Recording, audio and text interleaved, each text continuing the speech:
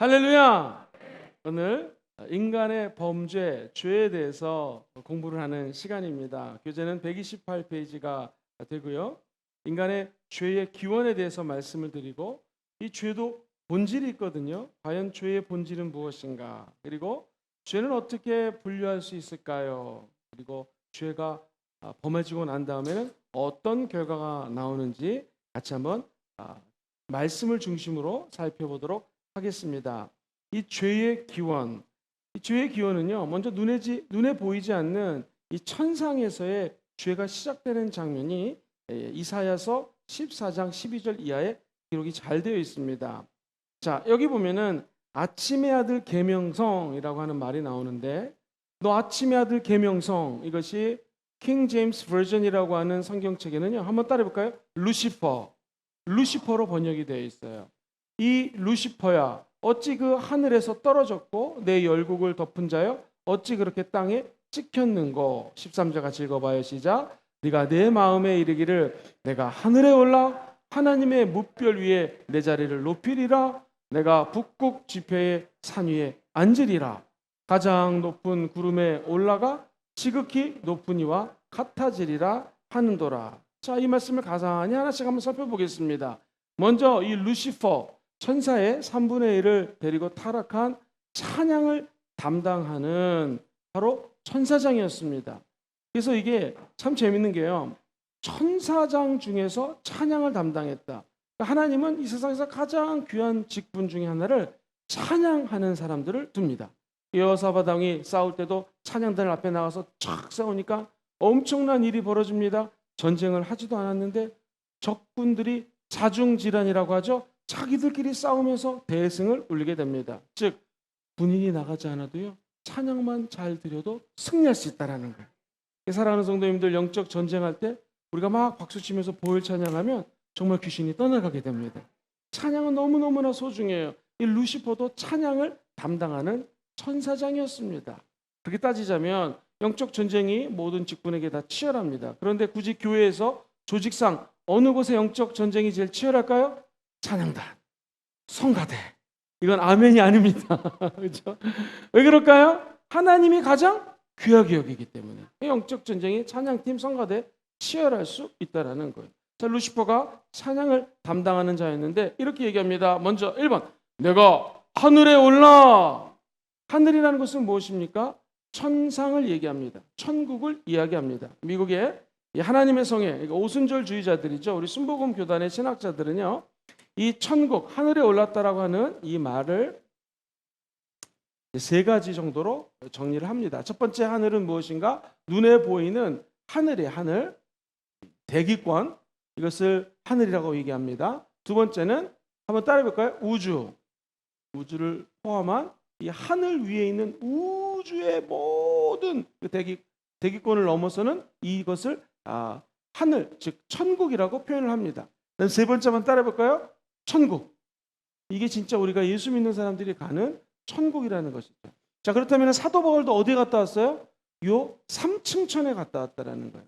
1층 천, 저 하늘만 봐도 하나님 되게 높고 위대하시다, 창조하신 세계가 크다라고 하는데, 요 하늘 넘어 또 우주가 있고요. 우주 넘어 저와 여러분들이 가야 될 무엇이 예비되어 있다? 천국이 예비되어 있다라는 거예요. 대기권 하늘, 나아가 우주, 여기 넘어서서 하나님이 예비해 놓은 천국을 저 여러분들이 들어가게 될 줄 믿습니다. 근데 이 루시퍼가 내가 하늘에 올라, 이 하늘은요 천국입니다. 세 번째, 하나님이 계시는 곳에 올라갔다라고 이야기를 합니다.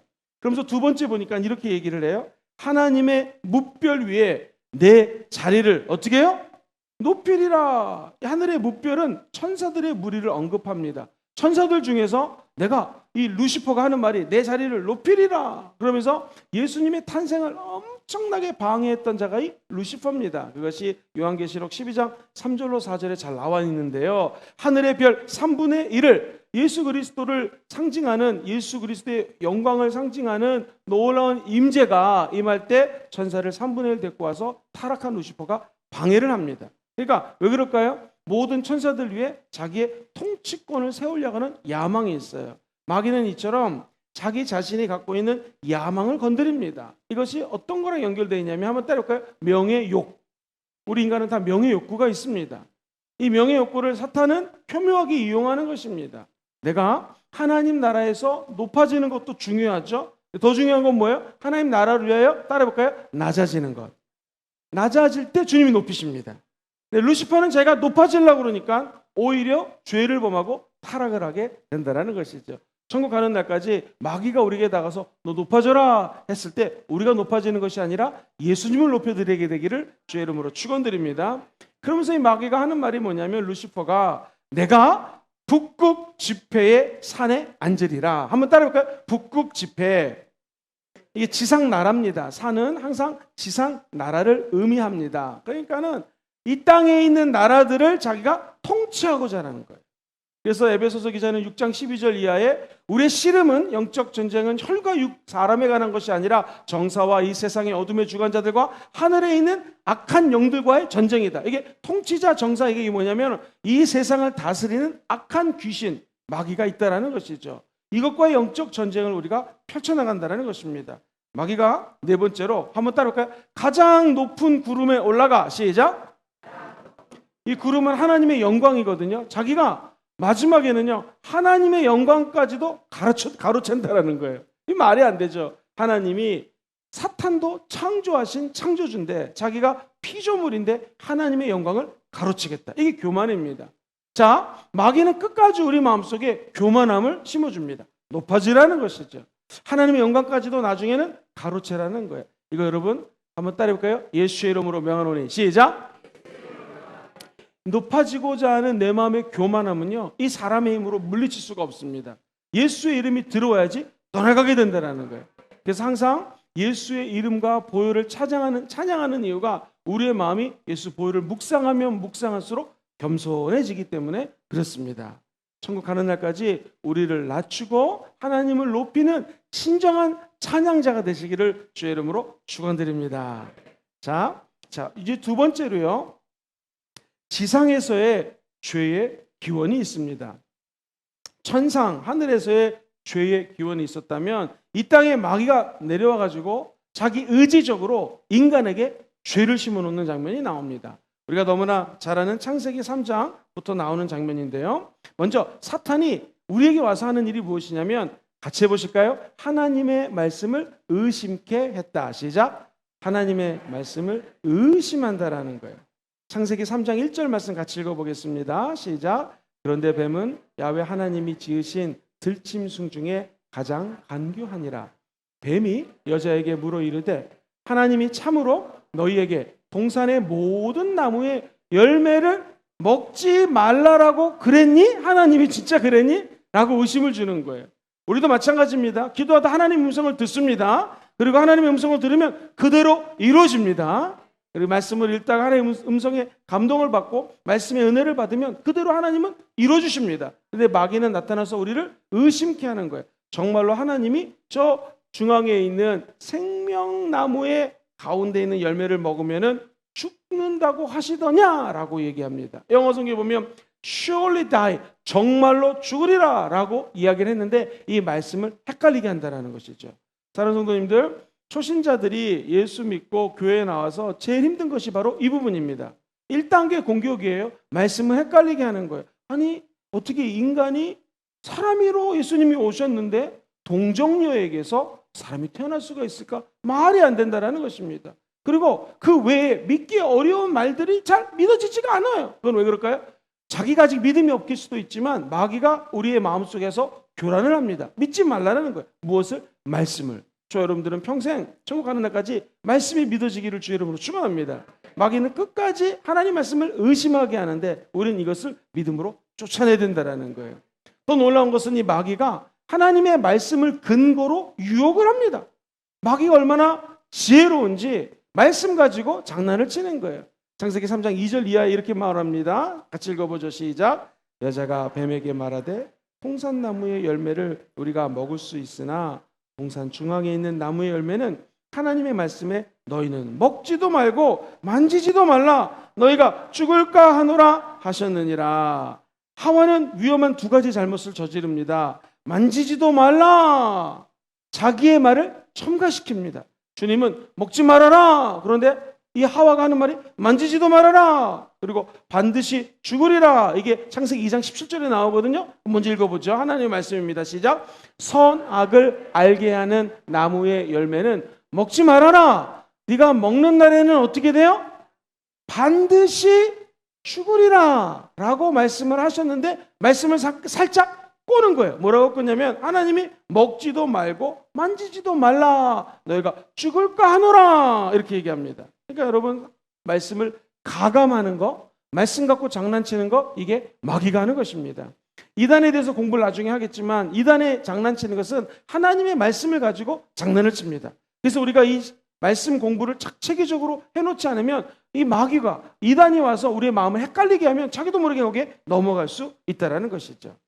그 다음에 사탄은요, 아예 하나님의 말씀을 부인하는 세 번째 단계로 올라갑니다. 창세기 3장 5절 읽어보겠습니다. 시작. 너희가 그것을 먹는 날에는 너의 눈이 밝아져가지고 하나님같이 되고 선악을 알 줄 하나님이 알고 이렇게 했다라는 거예요. 이야, 이 자기의 야망을, 사람들에게 야망을 옮겨주는 거죠. 너 그거 아니다. 먹으면 하나님처럼 될 수 있다. 눈이 밝아지고 선악을 알게 되니까 네가 마치 하나님처럼 될 것이다 라고 야망과 상당한 호기심을 자극하기 시작합니다. 이때 하와는 어떻게 됐습니까? 결과적으로 죄에 쏙 빠지게 되었습니다. 창세기 3장 6절 같이 읽어볼까요? 시작. 그 여자 그 나무를 본즉 먹음직도 하고 보암직도 하고 지혜롭게 할 만큼 탐스럽기도 한 나무인지라.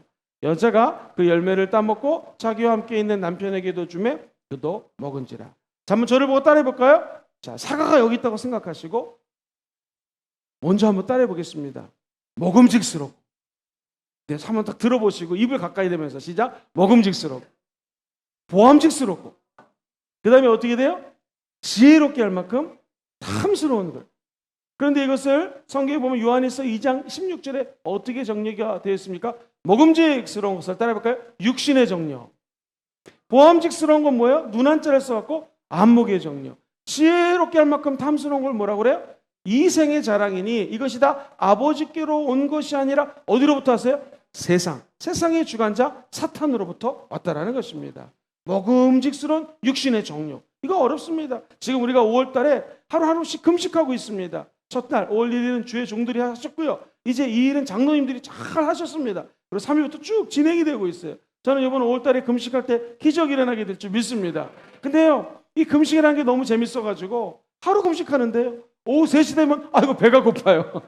좀만 있으면 먹을 수도 있는데 먹게 되는데도 이 사람이 6시까지 견디는 게 쉽지가 않습니다. 그만큼 먹는 유혹은 강합니다. 이 선악과가 먹음직스럽고 육신의 정욕이라는 것이죠. 먹는 것만 육신의 정욕 아닙니다. 인간이 갖고 있는 모든 육체적인 욕구가 있어요. 이거 없으면 살 수가 없거든요. 마귀는 이걸 틈튼다라는 것이죠. 그래서 이 오감, 어저께 말씀드렸던 것처럼 5가지 오감은 육신에 있는 것이죠. 마귀는 이 육체의 정욕을 통해서 틈탄다. 보암직스러운 거 안목의 정욕이죠. 어떤 사모님께서 미국에서 목회를 하셨는데 평상시 자기가 사는 집이 아무렇지도 않았다는 거예요. 근데 문제는 미국에서 신방을 가면은요, 대부분의 성도들이 미국은 굉장히 집이 잘 삽니다. 그러니까 무슨 말이냐면은 돈이 많아서가 아니라 모계지, 그러니까 빚을 얻어가지고 주로 청소 같은 거 많이 하시잖아요. 그러니까 이제 빚을 갚아가면서 집을 좋은 데서 사는 분들이 참 많습니다. 그래서 이민 사회는 재밌는 게요, 이 막 차가요, 막 벤츠라든가 막 되게 비싼 차예요. 그런데 딱 트렁크를 열면 청소도구 들어있어요. 청소 같은 거 많이 하시거든요. 그리고 서양 사회는 일을 가지고 높다 낮다 이런 걸 평가하지가 않습니다. 청소라는 것도 귀한 직업이라는 것이죠. 근데 이유는 뭐냐면 사모님이 믿음이 아주 강하신 분이신데 신방을 가면 자기가 사는 집에 비해서 성도들이 대부분이 너무나 잘 사니까 위축감이 든다는 거예요. 그런데 어느 날 함께 기도하는데 아, 이게 육신의 정욕보다 무서운 안목의 정욕이구나. 믿음이 좋은 사모님도 비교할 수 있다는 것이죠. 우리 사는 집은 너무나 힘든데 성도들은 저렇게 잘 사는 것들이 물론 행복하지만 때로는 마귀가 사모님에게 유혹과 또는 질투 같은 거를 넣을 수 있다는 것입니다. 아니, 사모님이 아니라 목사님도 마찬가지고요. 우리 모든 사람이 다 똑같습니다. 무엇을 보면 그것 때문에 비교하게 되고 넘어질 수 있다는 거예요. 이것이 전형적인 안목의 정욕입니다. 보암직스러운 유혹이죠. 예수님이 높은 곳에 있다가 떨어집니다. 와, 천사들이 잡아줬습니다. 얼마나 놀라운 일입니까? 이게 바로 안목의 정욕이에요. 그러니까 눈에 보이는 것들을 갖다가 네가 쟁취하라는 것이죠. 더 무서운 것이 무엇입니까? 지혜롭게 할 만큼 탐스러운 것이. 그게 뭐예요? 이생의 자랑. 시작. 이생의 자랑. 내가 만약 모든 것들을 소유했습니다. 얼마나 자랑스럽겠습니까? 자녀가 세계에서 제일 좋은 대학교 들어갔습니다. 돈이 너무나 많습니다. 내가 원하는 거 다 있어요. 이생의 자랑이죠. 그러니까 네게 선악과를 먹으면 육신의 정욕, 안목의 정욕, 이 세상의 모든 자랑을 네가 가질 거니까 가져라 라는 것입니다. 이게 마귀가 바로 아담과 하와를 유혹했던 것이죠. 그런데 놀라운 것은 죄는 옆으로 전이 되게 되어 있습니다. 하와가 이것을 따먹고 아담에게 전이가 되게 되는 것이죠. 저는 여기 계신 모든 분들이 마귀의 세 가지 루트를 항상 예의주시해서 먹음직스럽고 보암직스럽고 그 다음 뭐예요? 지혜롭게 할 만큼 탐스러운 유혹. 그것을 요한 1서 2장 16절로 뭐라 그런다고요? 육신의 정욕, 안목의 정욕, 이생의 자랑. 마귀의 루트를 늘 생각하시고 승리하시게 되기를 주의 이름으로 축원드립니다. 이 인간의 본질이 하나님의 형상을 따라 만들어졌기 때문에 왕의 모습, 제사장의 모습, 선지자의 모습이 있다고 말씀드렸죠. 그것처럼 이 죄도 원래 본질적인 요소가 있어요. 성경에서 얘기하는 죄의 본질은 무엇인가? 원래 죄의 뜻은 첫 번째로 표적 또는 목표가 있거든요. 표적이 있고 목표가 있는데 이것이 이탈됐다라는 거예요. 로마서 3장 23절 너무나 잘 아시는 말씀. 모든 사람이 죄를 범하였음에 하나님의 영광에 이를 수 있다 없다? 없다. 헬라어로 하마르티아라는 것이 죄인데요. 목표가 있어요. 또는 여기 표적이 있어요. 화살을 제가 슉 하고 쐈습니다. 그러니까 이게 표적을 향해서 쭉 날아가야지 되는데 죄는 뭐예요? 목표와 표적을 이탈했다라는 거예요. 그런데 우리 예수를 믿다 보면은 이렇게 우리 성도님처럼 말씀 공부하고 기도하면은요 쫙 나가다가 살짝 마귀가 우리에게 유혹해가지고 방향이 틀어집니다. 여기서 각도가 1도밖에 안 돼요. 근데 문제는 뭐냐면 이때 쫙 죄를 회개하고 주님께 돌아오면 다시 목표를 향해서 갈 수가 있어요. 근데 이게 조금 1도인데 넘어지잖아요. 이렇게 점점 멀어져 갖고 이게 쭉 목표와는 완전 다른 곳으로 갈 수 있다는 거예요. 그러니까요 아이가 잘못하면은요 초장의 아이들을 혼내줘야 되는 것이죠. 그럼 아이가 엉뚱한 길로 가지 않습니다. 근데 벌써 5학년, 6학년 이렇게 막 중학교 들어가면 그다음부터 말을 듣지 않아요. 우리 인간의 죄성이 이렇게 무섭다라는 것이죠. 어디 교육만 그렇습니까? 믿음도 마찬가지입니다. 죄가 처음에 조금 빗나갈 때 이때 잡아야 됩니다. 이때 주님께로 돌아오기를 주의 이름으로 축원드립니다. 이게 방향 다시 잡을 수 있는 게 뭔가 한번 따라하세요. 말씀을 들으면 다시 원래의 궤도로 돌아와요. 그다음 따라볼까요? 기도하면 할수록 내 생각을 포기하고 하나님의 생각을 받아들이게 되죠. 그래서 우리는 다시 하나님이 주시는 목표와 궤도를 향해 나갈 수 있다는 거예요. 더 중요한 것이 있습니다. 한번 같이 볼까요? 예수님의 보혈. 예수 십자가 보혈을 생각하면 십자가를 향하여 그리스도의 은혜를 향하여 달려나갈 수 있는 에너지가 공급되게 된다는 것이죠. 천국 가는 날까지 이 히마르티아 또는 히브리 말로 핫다트라는 단어가 있는데 똑같은 의미예요. 관역에서 벗어나다. 표적을 맞추지 못하다. 마귀는 끝까지 우리를 관역, 십자가 예수, 천국, 저 하나님의 상급을 향해 달려나는 것을 시기하고 질투합니다. 엉뚱한 곳으로 가라는 것이죠. 이때마다 우리 주 예수 이름으로 승리하시게 되기를 주의 이름으로 축원드립니다. 교통사고 날 때 핸들을 조금 틀면은 처음에는 괜찮아요. 바로 잡으면 돼요. 근데 조금 틀대로 계속 가다 보면 엉뚱한 데 가서 꽝 부딪히는 거랑 똑같습니다. 우리는 부산에서 서울 가기로 했으면 딱 십자가의 은혜를 사모하시면서 정확하게 십자가를 향하여 달려나가시게 되기를 주의 이름으로 축원드립니다. 여기 계신 모든 분들이 죄가 조금 범해졌을 때 샥 돌아오는 은총이 있기를 다시 한번 주의 이름으로 축원드립니다.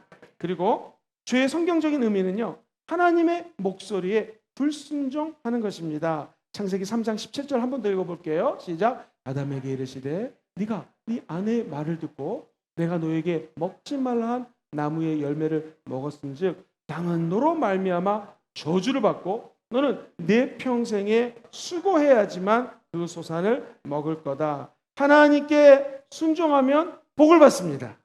불순종하면 하나님이 주시는 형벌을 받게 된다는 거예요. 자, 그렇다면은 하나님의 목소리에 불순종하는 게 죄라면 저 여러분들이 주의 음성을 듣고 감동을 받을 때가 있어요. 그때는요 하나님의 내 가운데 거룩하게 저질러야 됩니다. 그럼 하나님이 책임져 주십니다. 여러분 주책이 무슨 뜻이에요? 주책 맞아. 무슨 뜻이에요 주책? 주님이 책임져 주는 것입니다. 옆 사람 인사해봅시다. 어쩜 이렇게 주책 맞으신지요? 시작. 어쩜 이렇게 주책 맞으신지요? 주님이 책임져 주시는 거예요. 예를 들면 아주 작은 거지만 하나님이 이걸 하라는 감동을 줘요. 그러면 이 일을 해버리십시오. 그럼 주님이 반드시 책임을 주십니다. 왜요? 하나님의 음성에 순종하면 하나님 주시는 복이 있어요. 이거 오해하지 마십시오. 그렇다면 교회에서 필요한 거 해야지 하나님 복을 주십니까? 물론 그것도 맞죠. 그렇게 할 때 복도 받아요. 근데 더 중요한 건 무엇이겠습니까? 삶의 현장에서 하나님의 음성을 들릴 때가 있어요. 지나가는데 저분이 참 불쌍하다. 나도 돈이 없지만 1,000원짜리 보통 드렸는데 오늘은 10,000원짜리 드리겠다. 이것도 순종입니다. 그리고 위로하고 힘든 사람이 있어요. 그러면은 지나가다가 말 한마디 따뜻하게 해주는 거, 이것도 순종입니다. 그래서 꼭 재정적인 물질적인 것뿐만 아니라 우리의 말과 우리의 눈빛과 행동으로 얼마든지 순종할 수 있다는 것이죠. 하루하루 주님의 음성에 순종하는 여러분 되기를 주의 이름으로 축원하겠습니다. 그럼 죄는 떠나가고 하나님 주시는 은혜를 받아 누리게 된다는 것이죠.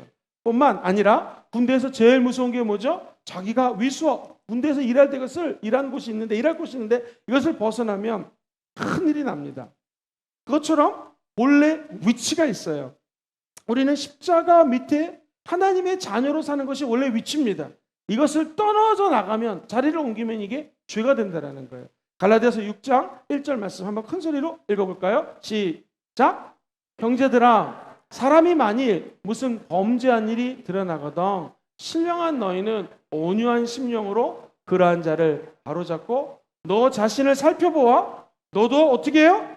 시험을 받을까 두려워하라. 정해진 본래의 자리가 있어요. 그런데 다른 사람들이 이탈하는 것, 위수적 이탈한 것을 보고 저 사람 왜 저래? 라고 손가락질 것이 아니라 자기 자신을 성찰해보라는 것이죠. 어떻게 성찰할 수 있겠습니까? 한번 따라해볼까요? 하나님의 말씀으로. 아침마다 말씀 있는 게 그래서 중요해요. 이게 하나님 앞에서 내 자신을 반성하고 성찰하는 거예요. 오늘 올바른 길로 가야지. 자, 그러면서 성찰을 하면 어떤 일이 벌어질까요? 따라해볼까요? 내 마음대로 살지 않고, 시작. 하나님의 뜻대로 살게 됩니다.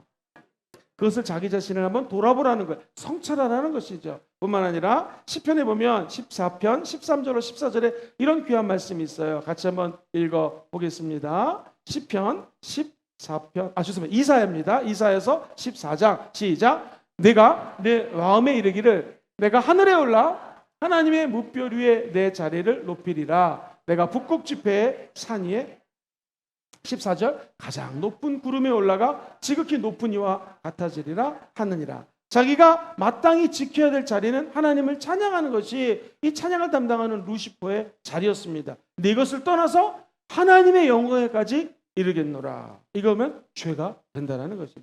저 여러분들은 평생 우리 주님만 찬양하시기를 주의 이름으로 축원드립니다. 그리고 성경적인 의미 중에서 이 죄는요, 불법 또는 무법, 법이 없는 상태예요. 불법은 법이 있는데 그 법을 따르지 않는 거죠. 무법은 무엇입니까? 무법 천지, 왕이 없어서 자기 소신대로 막 살았더라 라는 말처럼 하나님의 말씀, 왕이신 예수님이 없으면 자기 뜻대로 살아가는 것이 죄라는 거예요. 요한일서 3장 4절입니다. 시작. 죄를 짓는 자마다 불법을 행하나니 죄는 뭐예요? 불법이에요. 그러면 올바른 법은 무엇입니까? 하나님의 말씀이 우리의 생명의 법입니다. 이 법을 따라가면 불법으로부터 자유케 된다는 것이죠. 마태복음 7장 21절로 23절에 이렇게 말씀이 나옵니다. 시작. 나더러 주여 주여 하는 자마다 천국에 들어갈 것이 아니요 다만 하늘에 계신 내 아버지의 뜻대로 행하는 자야 들어가리라. 그날에 많은 사람이 나더러 이르되 주여 주여 우리가 주의 이름으로 선지자 노릇하며 주의 이름으로 귀신을 쫓아내며 주의 이름으로 많은 권능을 행하지 아니하였나이까 하리니 그때 내가 그들에게 밝히 말하되 내가 너희를 도무지 알지 못하니 불법을 행하는 자들아 내게서 떠나가라. 이 불법 행하는 게 바로 죄라는 것이죠. 무슨 얘기 하나 해드리겠습니다. 이 보면은 주여 삼창하고 기도합시다. 요즘 전 세계가 다 주여 삼창 기도하거든요. 또는 주여 한 번만 부르고 기도합시다. 그런데 우리 목사님들이 주여 2창 하고 기도하겠습니다. 주여 주여 안 그래요. 왜 그럴까요?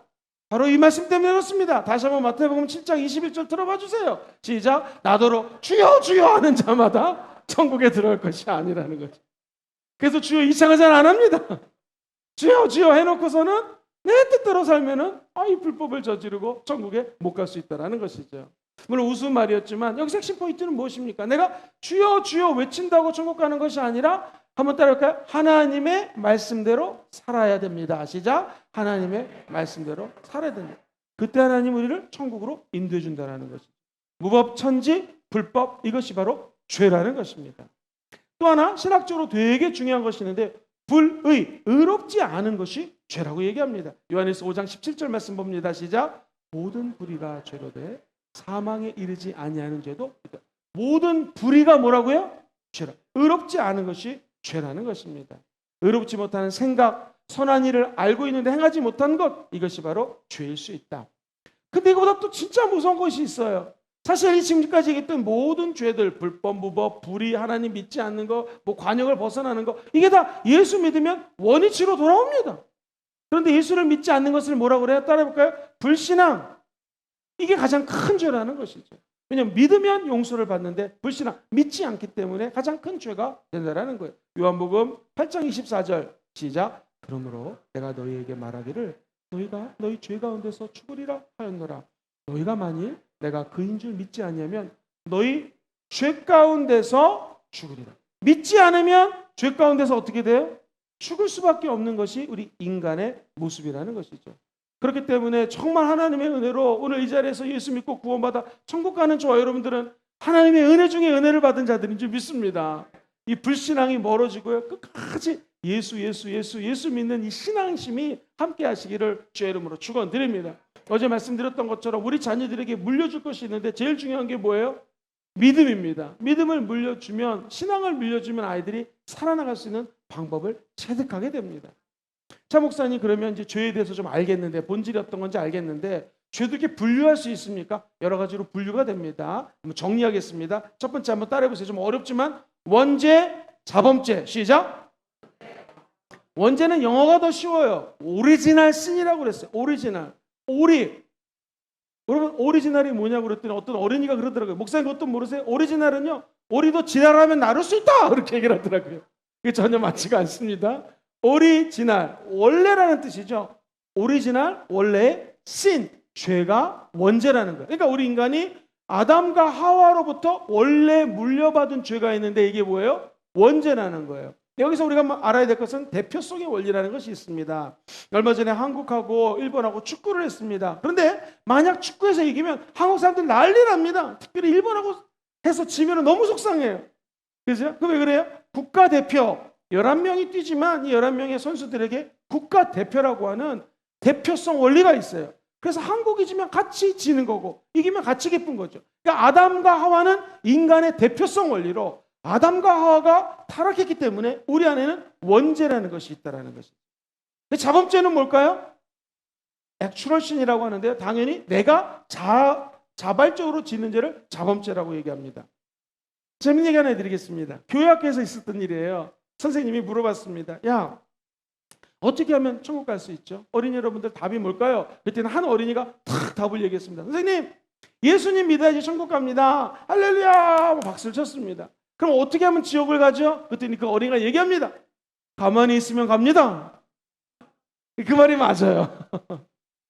이 천국은요, 예수 믿으면 가죠. 근데 어떻게 하면 지옥 가는가? 가만히 있으면 가요. 우리 아이가 어떻게 신학을 공부하지 않았는데 신학적으로 얘기를 한 거예요. 왜? 우리 안에는 뭐가 있어요? 원죄라는 게 있어서 죄만 보면 마치 자석과 쇠붙이가 달라붙듯이 죄를 보면 달라붙는 게 우리 인간이에요. 이것을 원죄라고 해요. 이거 어떻게 할 수가 없습니다. 사람은 원래 죄성을 가지고 태어났습니다. 이 아이들 한번 보십시오. 그렇게 엄마가 게임하지 말아라, 이 핸드폰 가지고 좋은 거 봐라, 그런데 애가 그렇게 할까요? 그렇지 않습니다. 신기하게 게임을 합니다.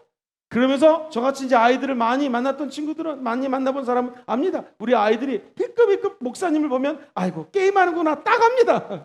아이들은요, 이 죄만 보면 자기도 모르게 달라붙어요. 아이만 그렇습니까? 우리도 마찬가지. 그 이유는 우리 안에 원죄가 있기 때문에 그래요. 근데 이 원죄보다 더 무서운 죄가 뭐예요? 자범죄라는 것이죠. 자범죄는 이 세상을 살아가면서, 따라해볼까요? 생각과 행동으로 지은 죄. 시작. 우린 자범죄하면 행동만 생각하는데 그렇지 않습니다. 생각으로 지은 죄도 얼마든지 죄가 될 수 있다는 거예요. 자, 예를 들면 로마서 1장 28절로 32절에 보면 자범죄가 이렇게 많이 설명되어 있어요. 제가 빨리 읽어드릴게요. 그들의 마음에 하나님 두기를 싫어하며 하나님께서 그들을 그 상실한 마음대로 내버려 주사 합당하지 못한 일을 하게 하셨는데, 29장 같이 읽어보죠. 시작. 모든 불의, 추악, 탐욕, 악의가 가득한 자요, 시기, 살인, 분쟁, 사기, 악독이 가득한 자요, 수근수근하는 자요, 비방하는 자요, 하나님께서 미워하는 자요. 능욕하는 자요, 교만한 자요, 자랑하는 자요, 악을 도모하는 자요, 부모를 거역하는 자요, 우매한 자요, 배약하는 자요, 무정한 자요, 무자비한 자라. 이들의 이 같은 일을 행하는 자는 사형에 행한다고 하나님께서 정하심을 알고도 자기들만 행할 뿐 아니라 또한 그런 일을 행하는 자들이 스스로 옳다고 얘기한다라는 것입니다. 자범죄가 쭉 정리가 돼 있어요. 로마서는 재밌는 게 이렇게 자범죄에 대해서 쭉 연결을 하다가 드디어 6장에 가면 예수 죽음, 내 죽음, 예수 연합, 내 연합, 하나님과 아들, 하나님의 아들 예수님과 내가 연합이 되는 사건들에 대해서 이야기합니다. 자범죄를 짓는 이유는 뭐다? 사단이 우리 안에 들어와서 오리지널 신, 원죄를 가지고 틈탈 때 자기도 모르게 사단에게 순종하는 거예요. 하나님께 순종해야 되는데 사단에게 순종하면 우리 마음속에 죄가 틈타요. 그것이 로마서 6장 16절 말씀 한 절만 같이 읽어봅니다. 로마서 6장 16절 시작. 너희 자신을 종으로 내어줘 누구에게 순종하든지 그 순종함을 받는 자의 종이 되는 줄을 너희가 알지 못하느냐. 혹은 죄의 종으로 사망에 이르고 순종의 종으로 죄, 사탄에게 종이 되면 사망을 받지만 순종의 종으로 말씀에 순종하고 예수님께 순종하면 어디에 이르요? 의에 이른다라는 거예요. 자범죄를 범지는 게 왜 무서운가? 죄를 저지르면은요 하나님의 영광도 드러나지 못할 뿐만 아니라 죄를 지으면 우리가 기도하는 것이 응답을 받을 수가 없어요. 이사야 1장 15절 말씀 같이 한번 읽어볼게요. 시작. 너희가 손을 펼 때에 내가 내 눈을 너희에게서 가리고 너희가 많이 기도할지라도 내가 듣지 아니하리니 이는 너희의 손에 피가 가득하다는 거예요. 영적으로 죄를 짓고 안 좋은 피를 묻혔으면 아무리 너희가 기도해도 응답을 못 받는다는 것이죠. 그렇기 때문에 우리가 이 성경 공부를 하면서 깨달아야 될 것은요, 주여 주여 기도만 한다고 응답받는 것이 아니라 저와 여러분들이 하나님 앞에 죄를 짓지 않아야 돼요.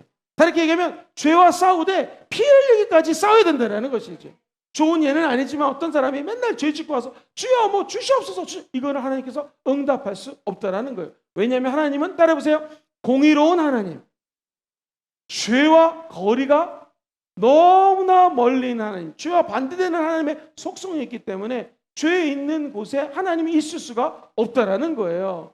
예수 믿고 술 먹던 사람이 술을 끊는다고 다짐했지만 친구가 전화가 옵니다. 그러면은 속으로 그래 나는 술집 가서 전도할 거야 그러고 갑니다. 술집에 하나님이 있을 수가 없다라는 것이죠. 물론 하나님은 어느 곳에나 있지만 제가 말하는 핵심은 죄 짓는 곳에 하나님은 있을 수가 없어요. 왜? 하나님은 거룩하기 때문에. 그래서 우리가 늘 기도해야 될 것은 이제 신앙이 초보 단계를 넘어선 우리들은요, 주여 어떻게 해서든지 죄와 싸우되 십자가 예수의 보혈로 싸우게 도와주시옵소서. 맨날 넘어지는 이 죄로부터 자유케 되는 은혜가 십자가 보혈로 우리 성도님들에게 함께 하시기를 다시 한번 주의 이름으로 축원드립니다. 이처럼 내가 원래 갖고 있는 오리지널 신, 죄와 허물로 죽을 수밖에 없는 우리 모습뿐만 아니라 자범죄, 이 두 가지 죄가 있다는 것을 분리할 수 있고요. 그 다음에는요, 큰 두 번째로 무지히 알지 못하는 죄가 있고 지식, 아는데 지는 죄가 있어요. 쉽게 얘기해서 알고도 지은 죄, 모르고도 지은 죄를 갖다가 무지의 죄, 지식의 죄라고 표현해봤습니다. 무지의 죄는 자신이 죄를 짓고 있으면서도 그 행위가 죄인 줄 몰라요. 무지한 것이죠. 자, 예를 들어 보겠습니다. 사도 바울이 예수 믿기 전에 이름이 뭐였을까요? 사시였습니다. 사울이었습니다. 사울은요, 자기가 무슨 짓을 범하는지 몰랐어요. 왜? 무지했기 때문에. 사도행전 7장 58절부터 60절에 보면 이런 말씀이 나옵니다. 제가 빨리 한번 읽어 드릴게요. 사도행전 7장 58절에서 60절. 이런 얘기입니다.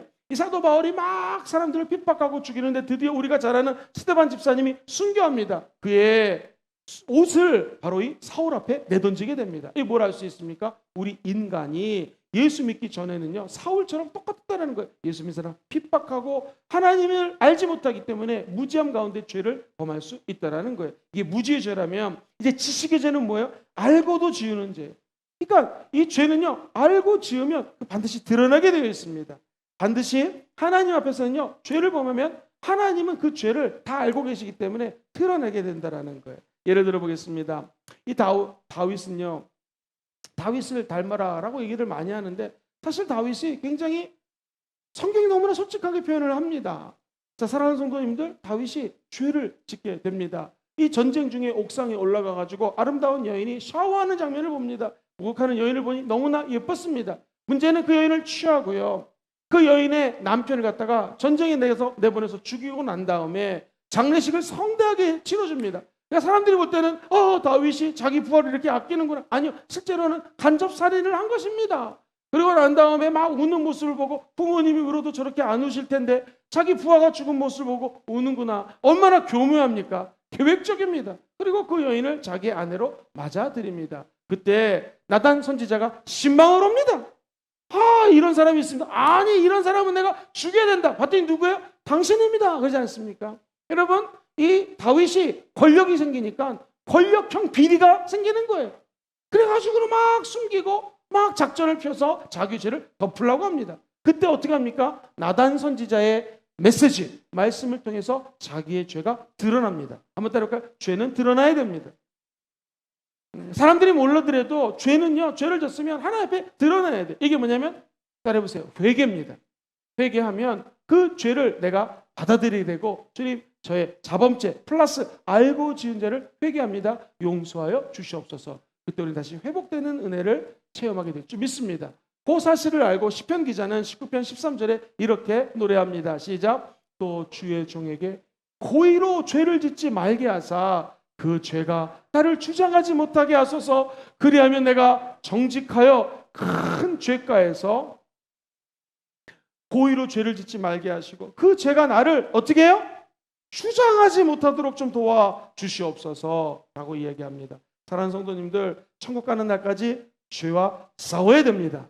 특별히 고의적인 죄, 스스로 알고 지은 죄를 늘 싸우시고 승리하시되 혹시 죄를 졌으면 바로 주님 앞에 용서함을 구하는 여러분 되기를 주의 이름으로 축원드립니다. 목사님, 죄에 대해서 공부하니까 참 힘듭니다. 어떻게 죄 안 질 수 있겠습니까? 자, 질문합니다. 세수 매일 하시는 분 한번 손 들어보시겠습니까? 다 하시죠? 하루에 한 번 이상 할 것입니다. 늘 세수하듯이 우리의 죄를 매일 씻어야 됩니다. 이게 회개인 것이죠. 목욕은 무엇입니까? 매일 해도 되고 어떻게 며칠에 한 번에 하더라도 목욕하지 않습니까? 목욕은 예수의 보혈을 의지해서 예배 때 나와 우리의 모든 죄를 씻기는 게 만약 목욕이고 샤워라면 이제 내가 순간순간 또는 하루 동안에 지은 죄가 있으면 세수하듯이 날마다 십자가 앞에 주님, 오늘도 따라해보세요. 알고 지은 죄, 모르고 지은 죄, 무지의 죄, 지식의 죄 이렇게 표현해봤죠. 어쨌든 이런 죄들까지도 주님 용서하여 주시옵소서 라고 기도하면 주님이 우리의 모든 죄를 용서해 주십니다. 중요한 것, 우리가 오리지널 신, 원죄, 예수 십자가 때문에 죄를 용서받았습니다. 믿으십니까? 그런데 또 주여, 내가 예수 믿기 전에 죄를 졌는데 오늘도 용서하소서, 내일도 기도할 때 그때 죄를 또 용서하소서 이럴 필요도 없다? 없어요. 한번 목욕한 사람은 발만 씻으면 되는 것처럼 과거의 죄는 다 용서함 받았습니다. 근데 순간순간 짓는 죄, 오늘 짓는 죄들은 샤워하듯이 세수하듯이 날마다 용서함을 구하게 돼서 저와 여러분들이 죄하고 상관없는 삶을 살게 되기를 주의 이름으로 축원드립니다. 미완성의 죄, 또 완성의 죄가 있습니다. 이것은 최종적으로 따라해볼까요? 성령 모독죄.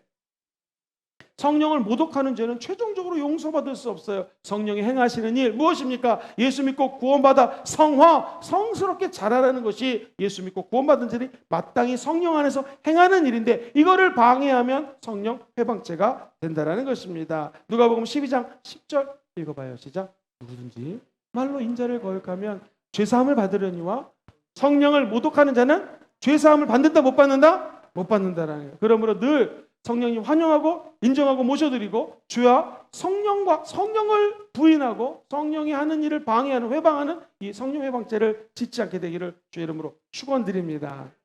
죄의 결과에 대해서 말씀드리겠습니다. 죄는 인간이 죄를 지면 반드시 심판이 있습니다. 만물의 영장인 인간이 심판을 받는다면 모든 피조물들도 다 심판을 받는다라는 거예요. 먼저 이 죄를 갖고 온 뱀, 사탄에 대한 심판입니다. 사탄의 도구가 돼서 이 뱀이 인간에게 나타나가지고 슉슉슉슉 뱀이 우리를 타락하게 만들었습니다. 그때 뱀은 모든 짐승보다 더 저주를 받아서 맨날 배로 기어다니고 흙을 먹게 되었습니다. 그리고 우리 하나님은 사탄에 대해서 심판을 하십니다. 이것이 창세기 3장 15절에 나오는데요. 자, 우리 예수님은 너로 여자의 후손, 여자 원수가 되게 하고 사탄 너의 후손들도 따라해볼까요? 여자의 후손. 여자의 후손은 예수님이라고 말씀드렸죠. 예수님과 원수가 되게 하리니 여자의 후손, 예수님은 누구의 머리를 상하게 해요? 사탄의 머리를 상하게 할 것이요. 사탄 너는 예수님의 발꿈치 정도를 상하게 할 것이다. 무슨 말입니까? 십자가에 예수님이 못 박게 할 정도로 너는 예수님을 발꿈치를 상하게 할지 모르지만 예수님은 사단의 머리를 상하게 한다는 것이죠. 저 여러분들이 항상 기도해야 될 것은요, 선한 데는 지혜롭고 미련한 것은 어디에 밀어내야 돼요? 악한 것에는 밀어내야 됩니다. 속히 하나님의 영광이 사단을 밟아버린다고 말씀하셨습니다. 이것은 우리 예수님이 마귀의 권세를 깨뜨렸다는 것입니다. 이처럼 사탄에 대해서도 심판했습니다. 우리가 아는 것처럼 여자가 당한 심판은 무엇입니까? 해산하는 고통, 남편을 그리워하며 사는 고통. 그렇다면 남자들이 당한 고난은 무엇이겠습니까? 열매를 먹기 위해서 노동을 해야 됩니다. 창세기 3장 17절 말씀 같이 한번 읽어보겠습니다. 17절이에요. 시작. 아담에게 이르시되 네가 내 아내의 말을 듣고 내가 너에게 먹지 말라 한 나무의 열매를 먹었은즉 땅은 너로 말미암아 저주를 받고 너는 평생에 수고해야지만 그 소산을 먹을 거다. 남자는 이런 고난이 있습니다. 그리고 뿐만 아니라 자연에 대한 심판을 하셨습니다. 창세기 3장 18절 말씀이에요. 땅이 너에게 가시덤불과 엉겅퀴를 낼 것이라 네가 먹을 것은 밭의 채소다. 모든 가시덤불과 엉겅퀴를 내는 땅을 바라보면서 자연까지도 심판을 받게 되었다는 것입니다. 이처럼 죄의 결과는 무섭습니다. 우리 인간도 죄를 범하면 따를까요? 영적인 죽음. 이것은 하나님과의 관계가 단절된 거예요. 이게 얼마나 힘들겠습니까? 하나님 없이 살 수가 없는데 하나님을 만날 수가 없어요. 영적인 단절입니다. 단절이에요. 우리 예수 믿는 사람들은 이렇게 말씀 듣고 기도하면 하나님과의 접촉점이 생겨요. 믿지 않는 사람들은 하나님과 만날래야 만날 수 없는 그야말로 영적인 죽음 상태라는 것이죠. 뿐만 아니라 세상 사람들이 제일 무서워하는 게 뭐예요? 육체적인 죽음입니다. 창세기 13장 19절에 이런 말이 나와요. 너는 흑인이 어디로 돌아가요? 흙으로 돌아갈 것이다. 우리 인간은요, 다 흙으로 왔고 다시 흙으로 돌아가야 돼요. 근데 예수 믿는 우리들은 예수 그리스도 재림할 때 육체까지 부활하는 것을 믿습니다. 완전히 극과 극이 틀린 거예요. 지금은 예수 믿는 것이 별거 아니라 생각할지 모르지만 나중에 천국 가면 엄청나게 감사하셔야 됩니다. 아직 예수님을 믿지 않는 분이 있다면 이 방송을 듣고 있을 때에 어디서 유튜브를 시청하든지 오늘 이 말씀을 통하여 예수 믿고 다 천국 가시기를 주의 이름으로 축원드립니다. 왜 그럴까요? 예수 믿으면 영원한 천국에 살고요. 예수 믿지 않으면 영원한 지옥에 살다라는 것입니다. 그 축복이 예수 믿어 천국 가는 축복이 함께 하시기를 주님의 이름으로 축원드리겠습니다. 목사님, 이 죄에 대해서 이렇게 쭉 한번 살펴봤는데 오늘날 이 사회에서 믿지 않는 사람들이 이 죄제, 예수 믿는 사람도 있는데 죄제 거리는데 힘듭니다. 좀 어떻게 좀 쉽게 설명해 줄 수 있겠습니까? 라고 한다면 이 죄를 한번 쉽게 말씀드려 보겠습니다. 예를 들면 우리가 주기도문 하죠. 주기도문 마태복음 6장 12절에 우리가 우리에게 죄 지은 사를 어떻게 해요? 사하신 것 같이 주여 우리의 죄를 사하여 주시옵소서. 근데 이것을요 헬라 원어 그대로 번역을 하면은 무슨 뜻이냐면 우리가 채무자가 있는데 채무자의 빚을 탕감해 주었던 것처럼 주여 우리의 빚도 좀 탕감해 주시옵소서. 죄가 빚이라는 거예요. 빚 아시죠? 이 죄가 얼마나 무거운 거냐면 빚과 똑같습니다. 근데 이 빚을요 내가 핸들링할 수 있는 이 금액이 있는데 이게 벗어났어요. 누구의 돈을 빌려오지 않습니까? 이게 빚인 것이거든요. 근데 성경은요 죄를 원래는 빚이라고 하는 것이 정확한 표현입니다. 즉 내가 채무가 있는데 다른 사람들이 어떤 사람이 내가 채무를 갖다가 가진 걸 너무나 큰데 한 사람이 나에게 와가지고 10,000달란트를 용서해 준 거예요. 1데나리온이요 하루 일값이거든요. 10만 원씩 벌면요 10,000달란트는요 하면 얼마가 되냐고 계산해봤더니 10만 원씩 계산하니까 6조에 6조. 그러면 5만 원씩 벌면은요 얼마예요? 3조에 3조. 여러분 3조나 6조를 갚을 수 있는 분은 한번 두 손을 높이 들고 두 발도 들어보십시오. 여기 아무도 안 들지 않습니까?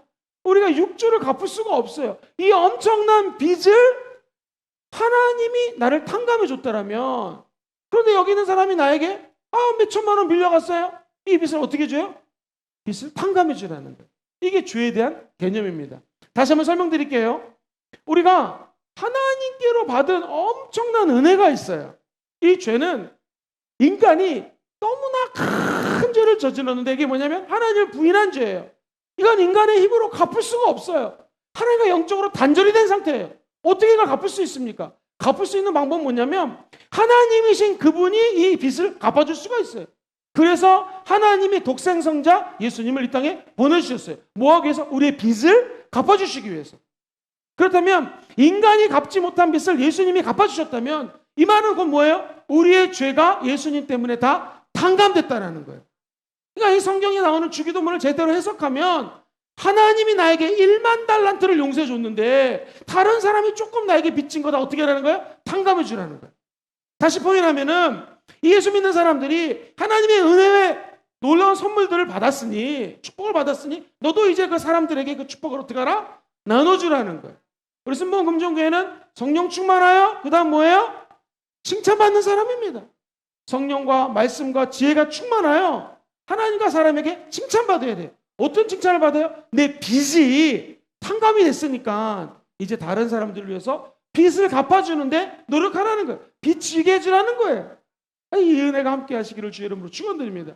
사람들이 왜 기독교는 자꾸 저렇게 죄를 얘기합니까? 이렇게 얘기하면 됩니다. 세상 사람들처럼 성공지향적인 삶, 공부 많이 해가지고 출세지향적인 삶을 우리 기독교는 이야기하는 것이 아니라 바로 이 빚이 있다라는 것이죠. 이 빚을 하나님이 탕감해 줬으니 우리도 다른 사람들을 위해서 빚을 탕감하는 빛과 소금 역할을 살라라고 빚, 즉 우리가 얘기하는 죄에 대해서 언급을 한 것입니다. 라고 얘기하면 정확합니다. 사랑하는 성도님들, 사실 생각해 보면 우리는요 다 빚을 지고 살아갑니다. 먼저 우리 부모님에게 빚을 졌죠. 특별히 어머니들에게 빚을 졌습니다. 우리 아기 낳으시는 어머님들 한 사람의 신체를 내어준 거 아닙니까? 자궁을 빌려가지고 거기서 응애하고 아기가 태어났습니다. 그럼 우리는 어머니에게 한량없는 빚을 진 거예요. 그 애가 태어났다고 바로 막 뛰고 걷고 할렐루야 막 이러고 다닙니까? 아니죠. 기억하시죠? 똥, 오줌 다 갈아줘야 됩니다. 얼마나 힘든지 몰라요. 건강한 젊은이들도요. 똥을 갖다가 애를 막 이제 그 응가한 거를 갈아주다 보면 허리가 아프대 허리가. 여러분 이게 얼마나 힘든지 모릅니다. 그뿐만이 아닙니다. 아빠들은요 이 가장의 무게가 있습니다. 아이들을 돌봐야 된다라는 것. 기저귀를 사야 되는데 기저귀 살 돈이 없어요. 쌀이 필요한데 쌀이 사. 이때 이 아버지의 마음은 얼마나 무너지는지 모릅니다. 이 아버지에게 우리들은 다 빚을 졌어요. 사랑하는 성도님들, 아버지가 잘났건 못났건 돈이 있건 없건 공부를 많이 했건 아니 했건 상관이 없습니다. 우리는 가만히 생각하면 다 빚진 자로 살고 있다는 것입니다. 사랑하는 성도님들, 우리 어른들은요 다 사회에 빚을 지고 있습니다. 생각해 보십시오. 이 병원, 그리고 이 사회, 도로, 이 전기불, 이거 우리가 노력해서 전기를 끌어올리면 얼마나 힘듭니까? 도로를 깔려면 우리가 어떻게 다 깔 수 있겠습니까? 그리고 아프면 병원에 가고 치료받는 것, 사고 나면 보험회사에서 돈을 주는 것, 우리가 이 사회에 가만히 따져보면 빚을 지고 산다라는 것입니다. 사랑하는 성도님들, 이 자연에게도 빚을 졌습니다. 생각해보면 우리가 공기를 마시는 거, 이 산에 가면은요 산에서 광합성 작용을 하죠. 좋은 산소를 내뿜어주죠. 그러니까 우리가 먹고 사는 거예요. 산소를 먹고. 늘 말씀드리지만 산소 먹지 않으면, 마시지 않으면 다 죽습니다. 자연에게 우리는 다 사실은 빚을 지고 사는 것이죠. 그렇게 되면 우리는 어떤 생각이 드냐면 따라올까요? 자연의식, 이 생태계 의식이 생겨요. 뭐냐면 야 가만히 보니까 내가 저 공기에게도 이 산에게도 내가 빚을 지고 사는구나. 우리가 마찬가지입니다. 생각해보면 빚을 안 진 곳이 없어요. 다 빚을 지고 산다라는 것이죠. 그렇다면 이제 자연을 회복하는데, 생태계가 다시 환원되는데 우리가 쓰임받아야 된다는 것이죠. 사회에 빚을 짓습니다. 그러면 따라볼까요? 사회의식. 사회의식이 생겨요. 내가 한국 사회에서 자랐으면 한국 사회에 대한 빚이 느껴져요. 그래서 저는 1999년 7년, 8년, 9년 그때 우리가 IMF가 터졌잖아요. 우리 어머니가 주신 반지가 있었는데 그거를요 호주 유학생이었는데 저뿐만 아닙니다. 유학원 자매 형제들이 부모가 해준 그 반지들 있잖아요. 뭐 팔찌 같은 거 이거 다 팔아가지고 한국으로 보냈어요. 할렐루야. 그 돈 없는 유학생들이 얼마나 힘들었습니까? 왜 그랬을까요? 우리뿐만 아닙니다. 이민 오신 집사님들 막 금 그런 거 해가지고 한국 보내줬어요. 한국이 어렵다. 왜? 한국 사회에 대한 빚이 있기 때문에. 거기서 자란 우리 한국 사람들이 그 한국 사회에 대한 아련한 빚과 정이 있기에 그렇게 한 거 아니겠습니까? 이 사회의식이 생기고 한국 사회에 대한 어떤 기도 제목 같은 게 생긴다는 것이죠. 뿐만 아닙니다. 이 역사의식도 생깁니다. 한번 생각해 보시죠. 8월 15일 날 우리 조국 대한민국을 위해서 일제 앞에서 우리 독립운동했던 어르신들이 계십니다. 믿음의 선배들이 엄청나게 많습니다. 대부분 크리스찬이었습니다. 우리가 8.15를 생각할 때마다 그분들에게 빚을 진 거예요. 6.25 때 전쟁에 참석해서 참여해가지고 수많은 외국 사람들이 다 죽지 않았습니까? 호주 사람, 미국 사람, 빚을 지고 사는 것이죠. 그러다 지금 빚을 안 진 곳이 없어요. 자 봅시다. 이 역사의식이거든요. 역사에 생각해보니 나도 빚을 졌다. 역사를 따라 올라가면 하나님이 나옵니다. 자연, 생태계, 공기, 물 다 만드신 분이 하나님입니다. 믿으십니까? 이 조국 대한민국을 운영하시고 역사의 주관자가 되시는 분이 하나님이십니다. 그럼 기독교는 총틀어서 누구에게 빚을 지고 사는 거예요? 하나님께 빚을 지고 산다는 것이죠. 그래서 이 죄는 뭐예요? 하나님이 나의 이 빚을 엄청나게 내가 하나님 앞에 죄뿐만 아니라 모든 빚을 지고 사는데 주님이 어떻게 주셨다? 용서해 주셨다. 다시 말하면 헬라어 원어로 빚을 다 갚아주셨다는 거예요. 그렇다면 우리는 어떻게 살아야 돼요? 이제 빚과 상관이 없이 빚을 지는 삶이 아니라 이제 모든 채무가 탕감됐으니 행여 우리에게 힘들게 하는 자, 어려운 자가 있으면 그 빚을 같이 나눠주라는 것이죠. 함께 사랑해 주라는 것입니다. 이 은혜와 은총이 사랑하는 우리 순복음 금정교회 모든 성도들과 함께 하시기를 주의 이름으로 축원드립니다. 말씀을 마무리합니다. 죄는 무서운 거예요. 결과가 있어요. 심판이 있어요. 그러나 우리 예수님은 죄 때문에 이 땅에 오셨습니다. 그리고 우리가 갖고 있는 모든 영적인 빚, 물질적인 빚, 저주의 빚을 다 탕감해 주셨습니다. 내가 다 이루었노라. 예수님의 은총이 저 여러분에게 늘 함께 하시기를 다시 한번 예수님 이름으로 축원드립니다.